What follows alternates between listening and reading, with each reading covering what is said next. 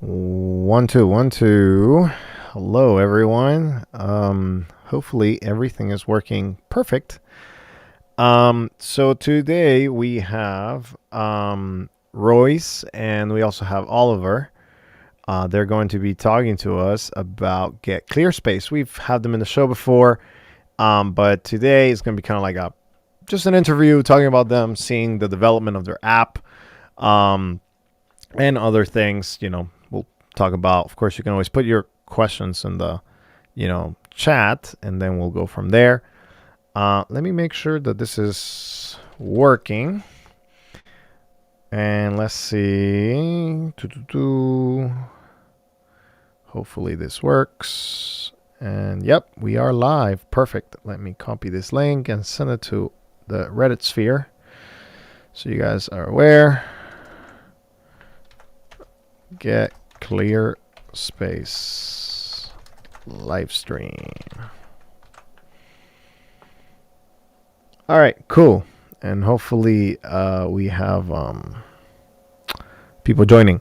But yeah, so today we'll have that interview, and then we'll talk maybe about dumb phones at a later time in the interview, or kind of like throughout.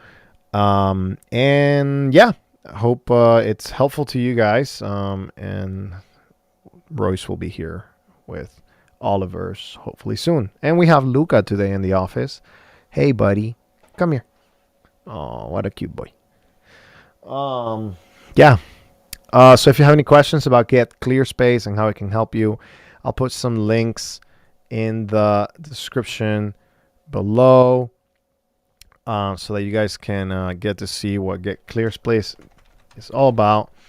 And yeah, hopefully you can add it to maybe your work phone that you still have, or something that is kind of like, yeah, something that can help you reduce your screen time. Let me see if copy link. All right. Yeah, it's the same link. Okay, I am here. But yeah, if you have any questions in the meantime, we'll tackle those. One thing that I'd like to share is the Sunbeam F1 Pro is coming out now in October. And Oliver joined. Yes, I'll put Oliver in just a second. Very good phone for what I've seen coming up. The F1 Pro is actually going to be very, very interesting. It has a feature that a lot of people are looking for. So I'll leave that link as well. We have Oliver here, so he already joined. And then we'll have Royce come through in just a second, I think. Right? Yep. Royce is joining on. Great to be with you, Jose. Cool. Hey, Oliver, how's it going? So tell me a little bit about what you guys have been building. And then, Royce is literally, we just saw him pass. So, yeah. On here. I'll wait for him to join up in a second. But for anyone that doesn't have context, we are the founders of Clearspace. Clearspace is software that helps people reduce their screen time and transform their iPhone into something that's more like a dumb phone. And we have an exciting new release in Clearspace that we're looking forward to sharing today. Yeah, we've been trying to get this for a while, this live stream going, but just scheduling has been hard. But yeah, I'm really excited, to see what you guys have coming soon. And I drop one of the links in there for people to figure, like out if it's something that they can incorporate into their way. We hear echo from the guy on the right. Okay, perfect. I'll probably mute myself whenever you guys are talking, because probably it just kind of comes through. Thank you, Abraham, for that. So yeah, we'll get to muting each other as we go through that. But yeah, so I know you guys have been building for the last couple months these new features, and I mean, what's been the best one for you that you think like, oh wow, this has made my life a little bit better? I'm hesitant to drop the big reveal before Rich joins up here. But broadly, like our goal is to help people modify their environment. We feel like people don't have enough levers to change the digital environments that they live in.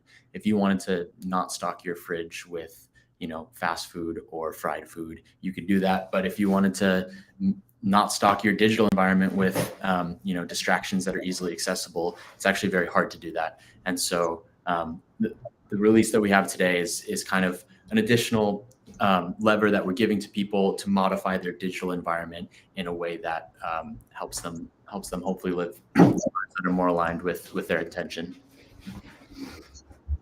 All right, cool. That's really good. I like that. Royce, welcome. Oliver, welcome. These two guys are creating Get Clearspace, or Clearspace. The domain is Get Clearspace, right? And all of the socials as well, I think. Right. But tell us what's been building on the software world. What have you been learning about the attention traps that technology gives us? With the iPhone 15 was just released, is it more helpful to users, or is it more damaging? And how is Get Clearspace going to solve all of these issues? Go ahead, guys. That's a great question. I think it starts with an appropriate shout out. We're very inspired recently, having read the best book in digital lifestyle management to date, low tech lifestyle. So we're getting the right inspiration ingested before we encode it onto the iPhone. Is the first answer to that question, Jose. But really, just because, in case we forget to get to it later, have been crazy enjoying this book, dude. The personal anecdotes accompanied by the well thought out techno philosophies have been amazing. And I know everybody on this channel has probably already got one, but we found it so productive in our own lives. I think, just to back up 2 seconds before we dive into all the exciting stuff, we really think that the Clearspace tool suite, primarily our iPhone app, really is at its best when it's lived in concert with healthy tools and protocols that go beyond just how you're relating with your phone. You talk about it in the book, but the companion phone, if you have a dumb phone and you want to use it as a weekend phone, or other tools or processes that help you responsibly engage with devices, we always say that, like, we're building the layer that we need as iPhone developers and people that enjoy the occasional scroll on social media to limit our downside while unlocking the upside. So we've been doing more and more of that. I think Oliver was probably just teeing up the latest release challenges. Is we're really excited about, kind of lets us take the next step into helping people understand what it takes and what it means to live with digital balance and kind of a high nutrient content diet. So Ollie, do you want to have a little more of a rundown to give the people? Yeah, absolutely. Appreciate that, the tee up, Royce. I think the thing that we're kind of excited to launch today and share with you guys is we, for the first time in the app, have the ability for people to have physical motion be the thing that unlocks apps that they want to moderate their usage of. So like very specifically, I can make it so that I have to walk 1,000 steps before I can open Instagram or Twitter or Snapchat or Facebook or TikTok or YouTube or any of the other things that I have this kind of relationship where it's easy to use it in bed in the beginning of the morning. And I want to create an environment where physical motion is the thing that unlocks those things. And so we released that in the app, and we'll give a demo in a second. But the way we've done it is as kind of a curriculum within the app. The core experience is still, we will interrupt your app opens. Let's say you're someone that compulsively opens Twitter to check your notifications or your DMs. We will ask you to take a guided breath with us, wait 15 seconds before continuing to Twitter. And that's our core product, is kind of interrupting you just in that moment of perhaps the compulsive open.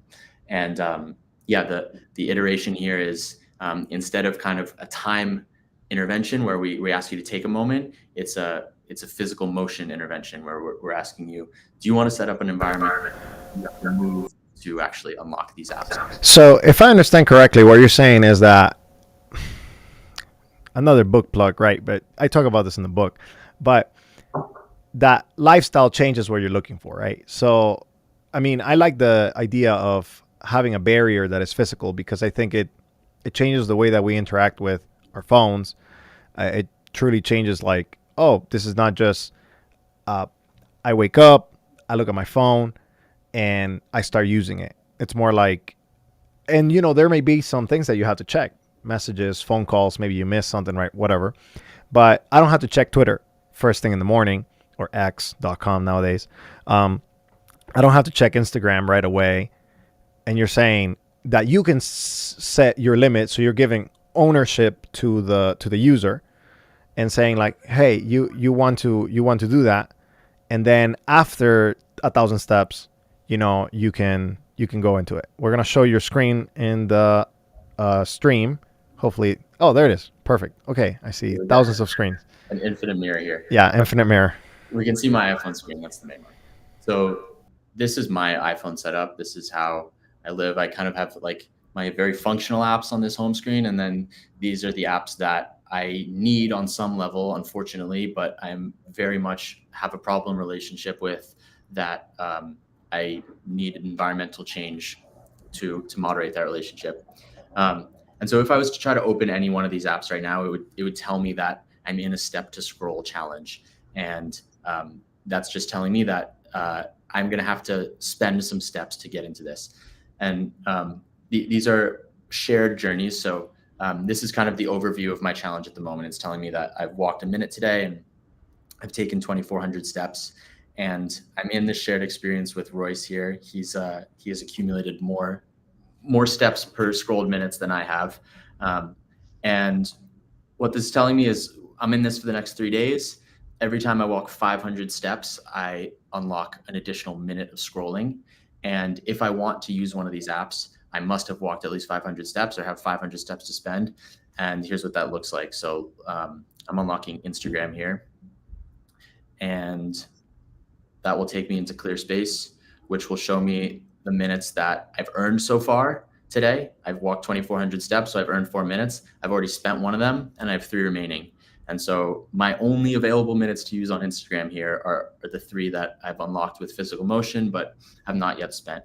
And so let's say I want to just use 1 right now. That will go ahead and unlock Instagram, which is now available to me for me to use. Excuse my feed here.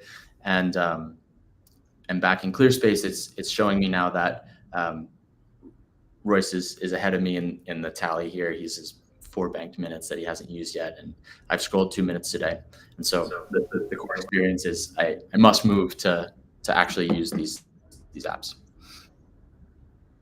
Okay, so this is completely different than what I imagined, because what most apps do is you do a behavior. Let's say you tap a couple things, you have some friction, and then you can use it kind of like until you decide not to. But what you're saying here is, especially specifically with this kind of like scrolling versus minutes earned, what you're saying is, hey, you gotta walk. Do you get to set the steps before? I get, okay. So you set the steps and you say, hey, for every 500 steps, I'm gonna gain a minute. That's actually very lifestyle oriented, and I really like it because it's saying like, hey, you know, I need to walk more, right? And if I walk more, it's going to reward me with more minutes. So now I'm doing a 5K to scroll, I don't know, probably like 5 minutes, right? So it's not a lot, but it's sufficient to. And what I liked is that the app actually told you, hey, how many minutes, and it did not veer away from like, oh, 10, 15, 20, whatever, you know. It was kind of like, hey, you got to earn this. And I think that puts the phone use in a completely different mindset. And I definitely enjoy it. Yeah. Continue talking. I mean, I'm really enjoying this idea that, hey, I walk 500 steps and then I gain a minute, another 500, then 2 minutes, and then I get to spend them accordingly. And I see that there's also like a social component with somebody else. I assume that as the minutes go down, somebody goes up in the ranking, and that kind of gives you like, hey, who can use the least amount kind of a thing, right? Totally. Jose, I love what you said about it's starting to become a part of your lifestyle. As we've been iterating on concepts that can be more helpful for people in building this healthy relationship with their device, we've done what a lot of what you did in the book as well, which is we've taken a step back and looked at how have humans in history moderated their engagement with anything, right? Food, money. And these are the examples that we lean on the most to think, how does a wise person, how does a prudent person engage with these different dimensions of habitual experience. And a lot of spending, spending isn't categorically bad. It's bad when you haven't saved. But spending can actually be a really good thing, especially if it's on something that brings you joy once it's been fiscally responsibly put away ahead of time. Food. You go run a marathon, enjoy some extra calorically dense food, right? And there's this trade-off that we are very accustomed to uh, as humans operating in the world.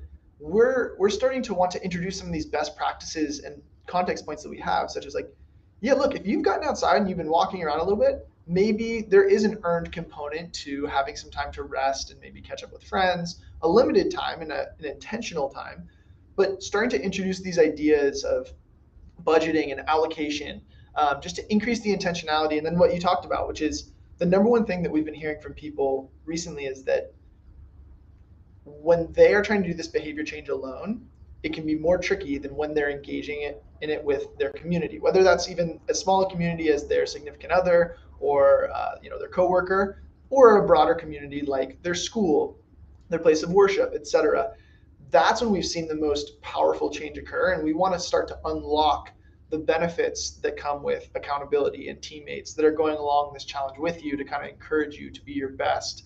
And we're hoping that challenges can continue to be this place where you start to recognize that the time you're spending on your phone can look a lot like the other behaviors in your life that you've learned to grow and you're really proud of. Yeah.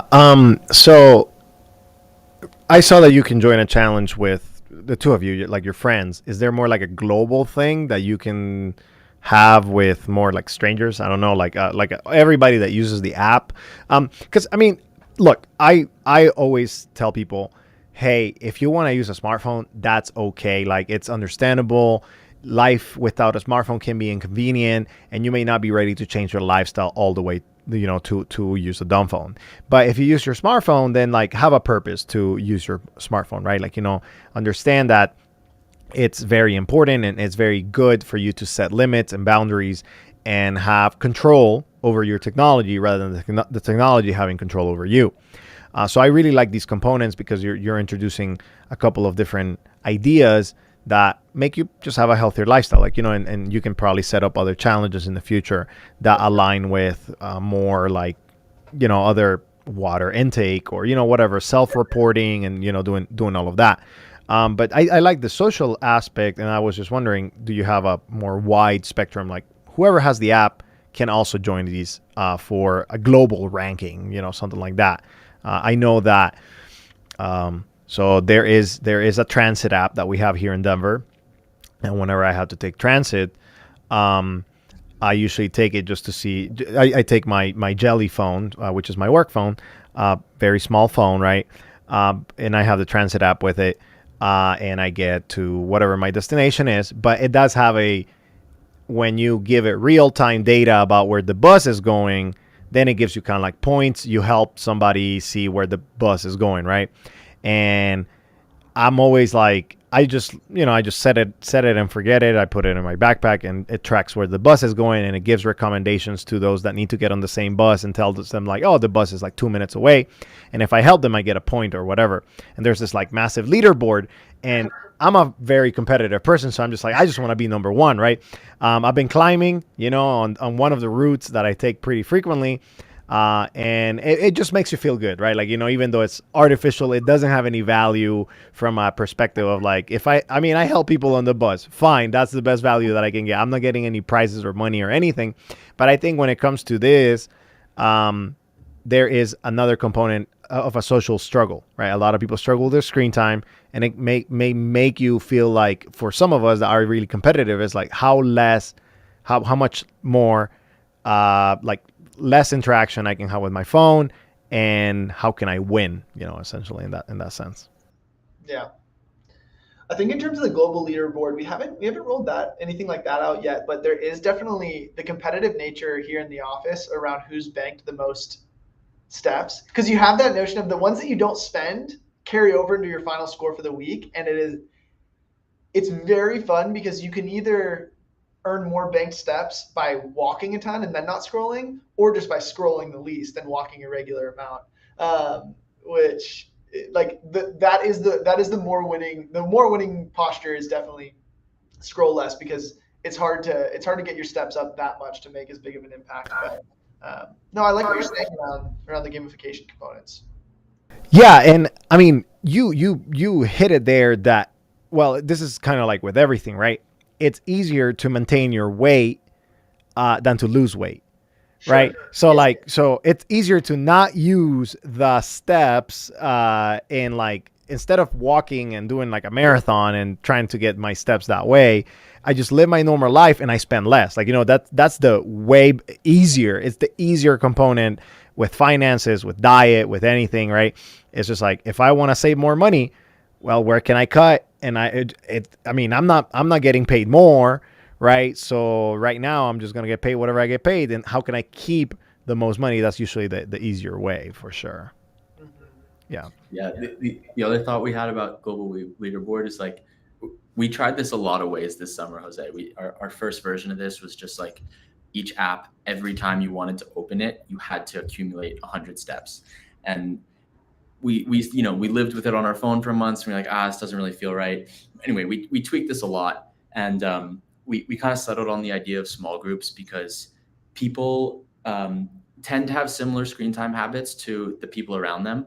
Like, we have communities of users that are YouTubers. That's their profession, and as such, they need to spend a lot of time on YouTube. They need to be able to access it on their phone. We have people who have large brands on LinkedIn, on Twitter, and when it's your living, you have very different parameters around like what success looks like to you. Then some people are like, I don't want to use this stuff ever. I just really need strict controls on my iPhone to help me be that way.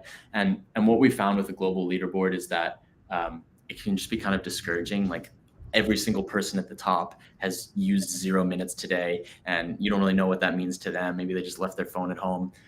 Whereas when you have kind of communities of like-minded people, the TikTok influencers who are all trying to reduce their own screen time, but all acknowledge that they need TikTok for work. And, the people like Royce and I that are iPhone developers, we need our phones for work. And it seems to be a bit more motivating, and the accountability means something when you know who's on the other side of the screen and you know that they have a somewhat similar lifestyle to you. No, that's a good point. I mean, I hadn't thought about it like that, but I guess it's very important because you have similar habits to the other people, and maybe that's an encouragement factor. Like, you get at the end of the week, and you get to tell your friend, like, it's like fantasy points, right? Like when you have a fantasy league, you don't put a random stranger because you're like, man, maybe that guy is like has all the time in the world and is researching the best. But like if you have friends that you know what their habits are and what their ideas are, then you're like, oh, I can beat them in fantasy league. Like, I mean, we have similar jobs and we're going to spend the same amount of time or whatever, trying to get to this goal. So yeah, that's a good point. I really hadn't considered that. So I enjoyed that. Now, tell me more about, so I recently watched a little short that you guys sent me from, or maybe you didn't send it, but I saw it on LinkedIn, right? That was kind of like an interview that you guys had on S Cube or S3, whichever whichever one is the name. But essentially, well, number one, I know you guys are competitive because you guys keep a ping pong tally now of who wins more ping pong games. But working in this environment, working in the tech industry, how have you seen your relationship with technology change? I think that's something important because you're building something that is counterintuitive. You're not trying to mine user data and benefit from that. So how is it like, swimming against the current in a place where they're just like, hey, why don't you just make something that mines the data of people and make tons of money? Mm. Yeah, it's an interesting question. I almost think that while on a global perspective, it looks like we're swimming against the current of the tech world. I think you might have even called this out, mentioned this before, Jose, but we have we've received so much encouragement and so much adoption, particularly amongst the Y Combinator community that we're a part of, where other tech founders are super, super keen on having a solution to this problem themselves and very excited about us taking on the challenge. As you mentioned, tech as a broad category includes some of the heavyweights in the attention economy, right? All the social media platforms that have been monetizing on attention for a decade plus. I think the feeling on the ground in the startup community, at least, which is the one that we're most intimately integrated with, is very much wanting to reverse some of those negative impacts that technology's had over the last 20 years. That being said, there are real considerations around whether or not there is enough here there's enough people that actually want to separate themselves from their devices in order for us to build the solutions that are capable of being just as good at protecting people's attention as exploiting it.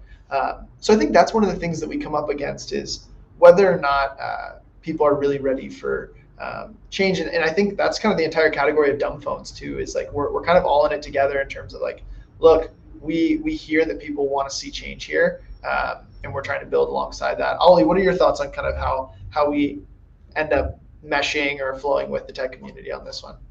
Yeah, I think something interesting that's happened is we've formed quite close relationships with other people in the tech world that have similar missions. So you're one of them, Jose. We're not doing exactly the same thing here, but I think we're both in the business of environment change. And you are environment change for people that don't want a smartphone entirely. They want their environment to be, a phone that doesn't have those options. And we're looking to meet people that want or need an iPhone for whatever reason, but need more tools to modify that iPhone. And there are a couple of other founders in the space that I think have allowed us to realize like how nuanced this problem is. And we're on our laptops most of the day. We're very engaged with this stuff, and we have the job of spreading awareness for our product, which means that inevitably we're on Twitter, we're on LinkedIn, we're on YouTube, and like swimming in those waters, I think has allowed us to realize how complex this problem is. Like one example that always sticks with me is take LinkedIn.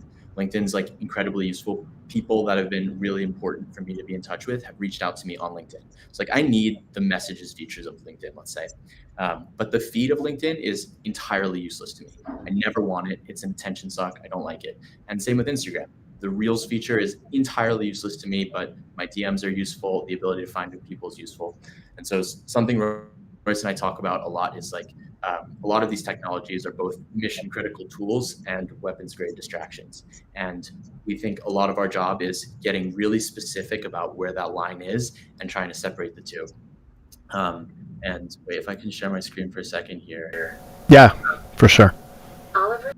Back to my iPhone setup. This is one I really like because you can see in my dock in the bottom here, this is app Beeper, and that is aggregating my chats across all of the platforms that have a chat. So like my Twitter DMs, my LinkedIn DMs, my Facebook DMs, iMessage, everything. It all comes to my Beeper here, and it allows me to keep my apps like. It allows me to keep myself from the feed, but still get the important part. It allows me to separate the utility from the distraction and all these things. And I think, but basically the way Royce and I both feel is that these technologies are so important for life. Unfortunately, it's no longer as simple as disconnect and forget about it for a lot of us. We need them in some way or another, but we really aren't given the controls to set up the environment that we want to. And we have found kind of an army of like-minded people in the tech world. You, the founder of Beeper, Eric is a very close friend. The guys at Astro House who are enabling, writing tools that don't have distractions in them. And there's kind of this current that feels a little bit like the rebellion towards more intentional tech usage that's really fun to be a part of. Yeah, I use Beeper myself, and it's a great app because you can connect literally any platform. Well, a great majority of platforms, and I truly enjoy that because it really helps to use the very important communication person-to-person aspects of that platform, like LinkedIn, like Instagram, like Facebook Messenger. Like, yeah, I want to communicate with my family. A lot of people come to me and they're like, what's a dumb phone that can have WhatsApp? I'm like, okay, I understand why you want it. You want to communicate with the people that you have to communicate with, and that's very important.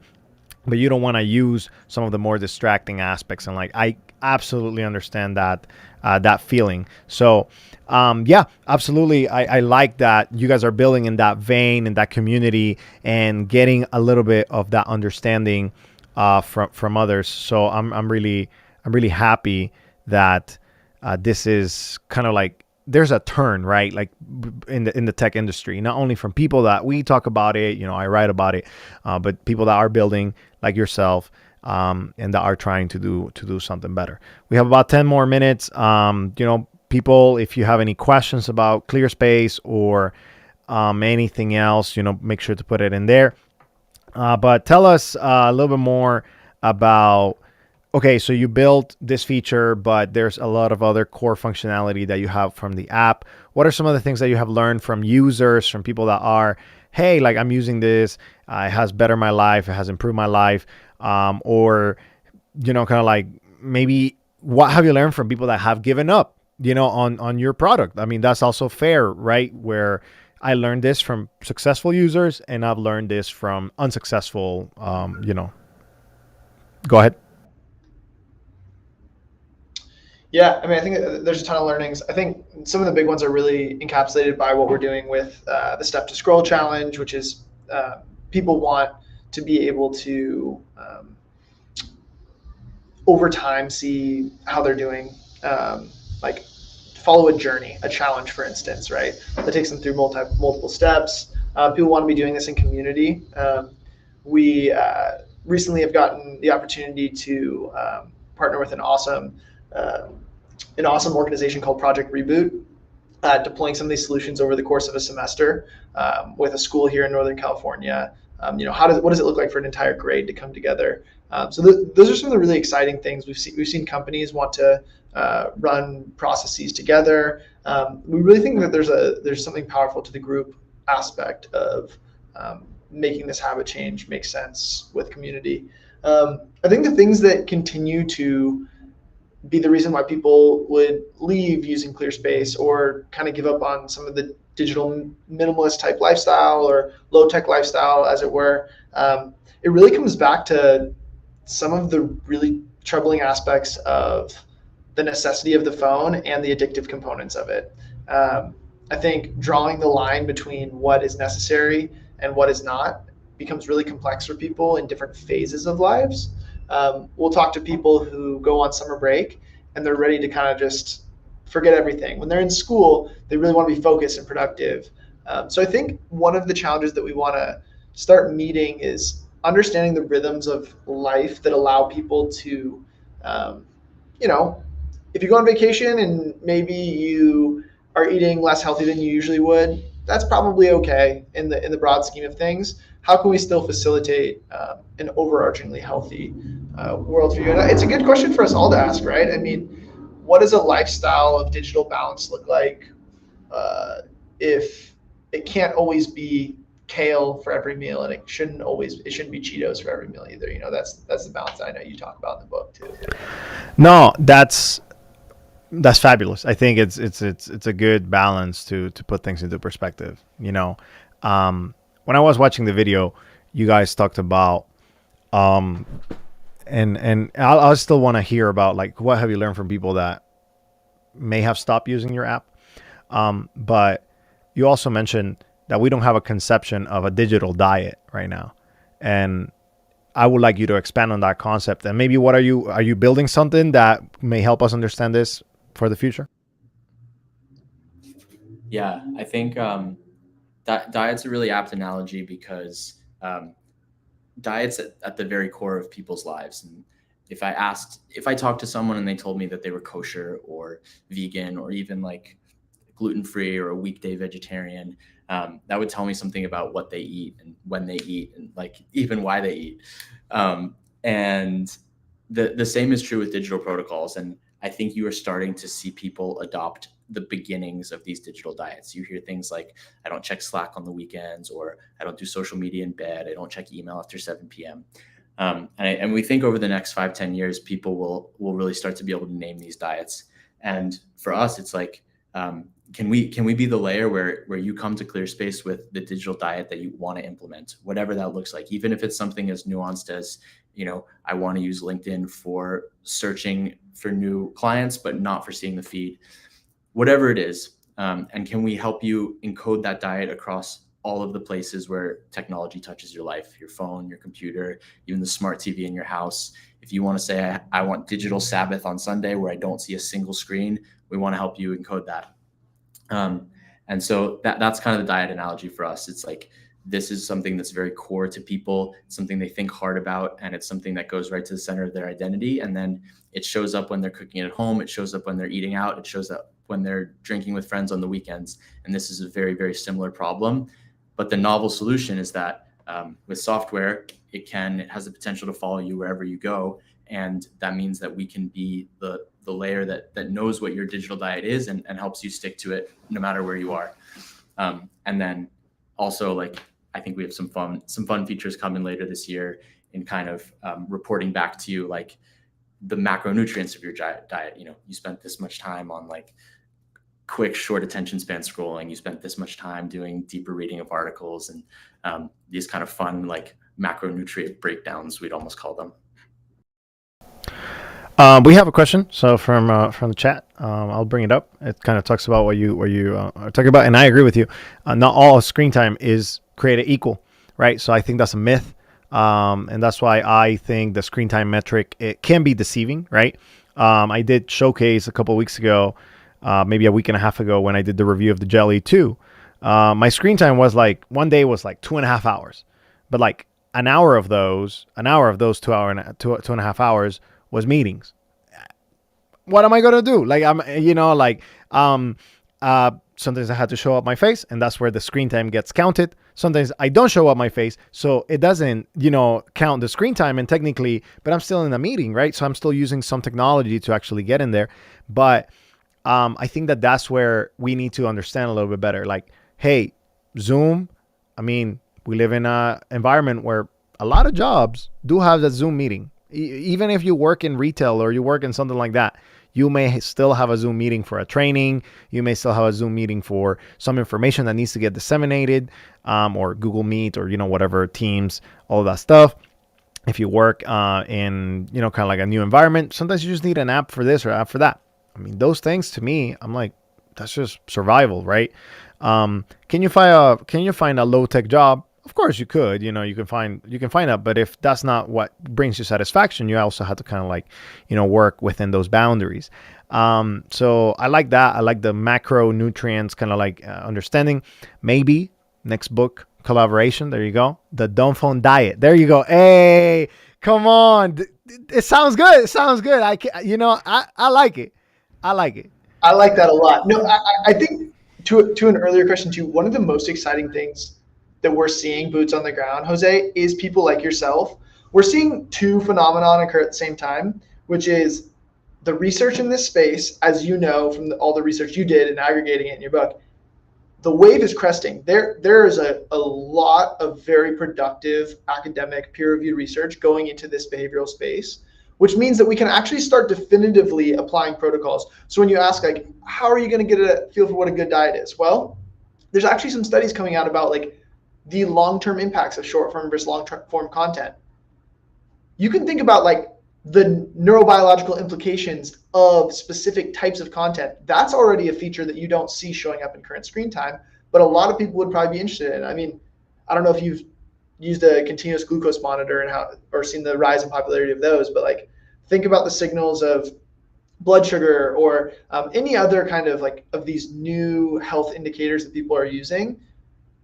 You can think about a lot of that getting compiled. And then you can also think about the growing body of work that people such as yourself have done around putting together different types of techno-philosophies. 5 years ago, we really didn't have too many ones other than Cal Newport's digital minimalism, right? Like that was kind of, here's a way to live life a little bit differently with technology.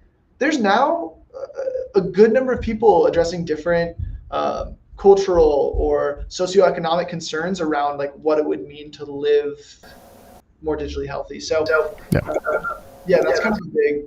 that's kind of a big thing that we're excited about. Absolutely. All right. The question from the chat we have is from Tyler. He says, "What's the future roadmap look for Clearspace? What's a feature you're excited to bring to the app?" I think the thing we're probably most excited about is taking our offering more cross-platform. We have figured out some really useful learnings about how to change people's behavior pretty permanently on the iPhone, and we are now bringing those to the browser, the web browser on your computer. So we have a Chrome extension, and we're about to release a large update to it so that if you want to add an intervention at the time that you go to a website that you compulsively open during the day, you can add the 15-second like breathing intervention, session limits, all of the kind of behavioral levers that we figured out in the app that really help people. We let them build a streak over time where they stay under their budget. We let them have accountability partners where someone will get notified if they breach their budget on an app. We're bringing all those things that have worked best to the app into the computer via Chrome extension. And so we're really excited about that, about having cross-platform presence and being able to start to see out that vision of the total layer of your digital protocol. I like that. So I have to disclose that when I'm at the office, so now I'm in a mode where at home we don't have Wi-Fi anymore. We still technically have a router that's built into our house, but in our house we don't have Wi-Fi, so we don't have it enabled. And when I come to the office is when I can check a lot of the stuff, right? Like, and like one of my biggest issues, I think, lately has been regulating LinkedIn. For some reason, I don't know why that platform can be so addictive, but I think it's because everybody's sharing like actual research or like articles that are helpful. So for me, it's just like, oh man, that information is really good, or that book looks really amazing. So I'm like, oh yeah. So, but sometimes, as it happens with any social media, I just kind of like type it, right? Like, I'm like, boom, click, enter, and boom, you're already in a rabbit hole of like, oh my goodness, all of the information that the algorithm is pushing at me. So I definitely think that an intervention-based extension can be helpful. What I really like about the intervention idea is that it's not kind of like limiting user choice. So it's like it's still a choice that I have to make, and I think that that's a better way to train our brains than just say I'm gonna go on a fast. Fasts they do work, and I think they work for a period of time, but are they sustainable, right? Are you training your brain to desire this less instead of just starve or, give yourself kind of like, and then different people work in different ways. That's, kind of like how the science works. So that's really exciting that you're bringing these features into the desktop, because I think a lot of people, when they get a dumb phone, they transfer a lot of their usage from the from the smartphone that used to be to the computer, and I think that this is a good intervention for people to actually use. So I'm really excited. Yeah, that sounds like a very, very exciting idea. So yeah, perfect. Anything else you guys want to share? If there's any other questions, you guys have 3 more minutes to kind of get us going. If not, we'll close it with some final thoughts and stuff like that. But yeah, do you have any extra things that you'd like to share with the people? Okay. Nothing from my end. It's always a pleasure, Jose. We're excited about where we are. We're always excited to talk about what we do. Excited to report that, more and more users are finding Clearspace as a solution, finding it great. We're growing the team a bit, so we're going to be able to move a little bit faster in the future. We just onboarded a founding engineer, and really excited about what the present is and what the future is. Royce, I guess, I do have a question before I give you guys kind of like a final word. Is when are you hosting your next phone check counter? Like that. You know what? I actually think I have an event coming up. I have an event that we're planning. We're planning a community fair here in the area, and I think I'm gonna run it. Let's do it. So yeah. So tell me what's the next phone check counter, and what's that concept, that idea? Send you all of the lessons we've learned in running a number of phone checks and no phone socials here in San Francisco. Next no phone social is to be determined, but I think maybe we got to get you out here, Jose, to San Francisco, and maybe we do one. Yeah, I mean the events without phones are superior to events with phones. Everyone knows it. Everyone that's been to one knows it. It's electric. People have a good time. They're talking to each other. They're writing phone numbers down. It's amazing. Next no phone social might need to just be when Jose Briones and the dumb phone. We might need to have a dumb phone meetup in San Francisco and do a no phone social. Sounds good to me. I'll try to accommodate for the next few months and see what we can get done. But yeah, I like this idea of you guys ran a phone check counter, no phone social area, and I think I agree. When you don't have a phone, you don't have a crutch, so you have to kind of like engage in this with other people and kind of like force yourself to have a more meaningful interaction. Well, guys, thank you for watching. Thanks for everybody that came in, even for just a little bit. I know this will be available for you to watch later and listen later. I'll be sharing in the Substack so that more people can listen to the ideas shared here. And if you have any questions, how can they find you, and give us a final word? Yeah, I think you mentioned before, getclearspace.com is our website. You can find us Clearspace on the App Store. My email is royce@getclearspace.com. Oliver's Oliver@getclearspace.com. We love to hear from this community.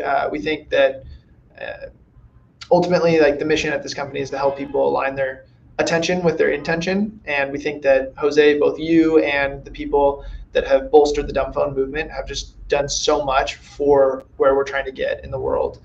So we love hearing from you guys. Any ideas for features or technologies that you need built, reach out to us. We're starting to build up the team a little bit more. So the developers among you who might be interested and have expertise in relevant fields, send us your information. Yeah, we're really excited for what's to come, and thank you for having us on again. Thanks a lot, everyone. We'll see ya.